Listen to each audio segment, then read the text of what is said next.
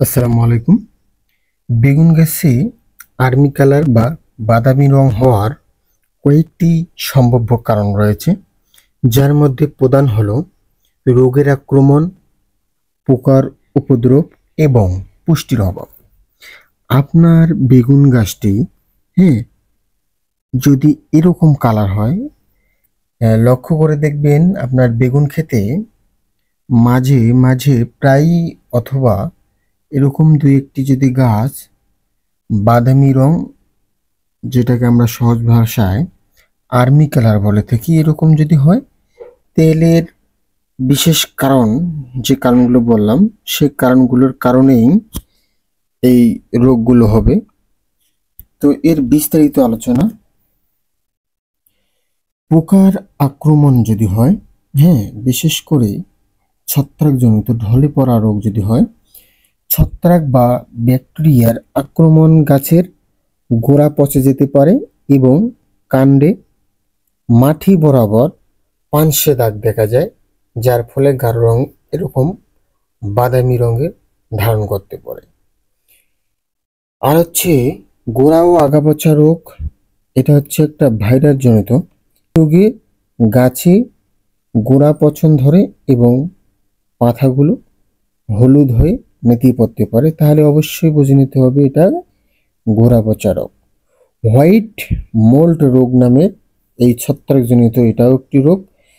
এই রোগের পাতার বোঠায়, কাণ্ডে ও ফলে সাদা তুলার মতো বস্তু দেখা যায়, যা ধীরে ধীরে পাতার রং পরিবর্তন করে এই যে এরকম আর্মি কালার হতে পারে।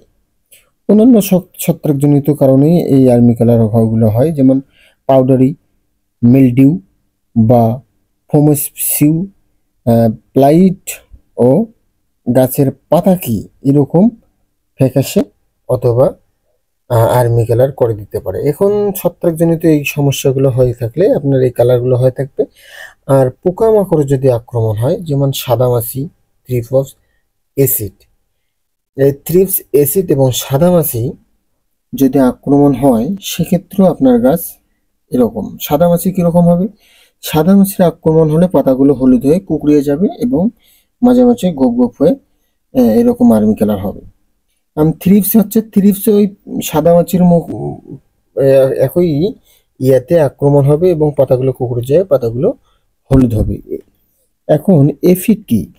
এফিডের আক্রমণ পাতার রং ফ্যাকাশে হয়ে যায় এবং পাতা ধীরে ধীরে এটাও কুঁকড়ে যায়, মানে একই। আবার মাকড়নাশকের দিকেও একই, মাকড়নাশকের আক্রমণ ফলেও এরকম পাতা হতে পারে। যাই হোক, এগুলো পোকামাকড় এবং ছত্রাকজনিত বিষয়ে বিস্তারিত আলোচনা করলাম। এখন পুষ্টির অভাব। পুষ্টির অভাব কি? নাইট্রোজেনের ঘাটতি। নাইট্রোজেন ঘাটতি যদি আপনার এই বেগুন ক্ষেতে থেকে থাকে, সেলে বেগুন গাছের পাতাগুলো হলুদ হয়ে যেতে পারে। সঠিক মাত্রায় সার প্রয়োগ না করলে এমনটা অবশ্যই হবে। তাই আপনাদেরকে নাইট্রোজেন এটা সঠিক মাত্রায় ব্যবহার করতে হবে, কম বেশি করা যাবে না। এরপরে আপনারা এই পর্যবেক্ষণ করার পর আপনার ক্ষেতটি যদি এরকম, আপনার ক্ষেতে আর্মি কালার, যেটাকে আপনারা বাদামি রং বলেন, যাই হোক আর্মি কালার বা বাদামি রং এরকম যদি সমস্যা দেখা দেয়, তাহলে করণীয় কি? কারণ নির্ণয়ের পর আপনার যদি এরকম হয়, কারণ নির্ণয়ের পর সেই অনুযায়ী ব্যবস্থা নিতে হবে। রোগের ক্ষেত্রে ছত্রাকনাশক, ব্যাকটেরিয়ানাশক ব্যবহার করা যেতে পারে। পোকামাকড় আক্রমণ হলে কীটনাশক স্প্রে করবেন, করার প্রয়োজন হতে পারে।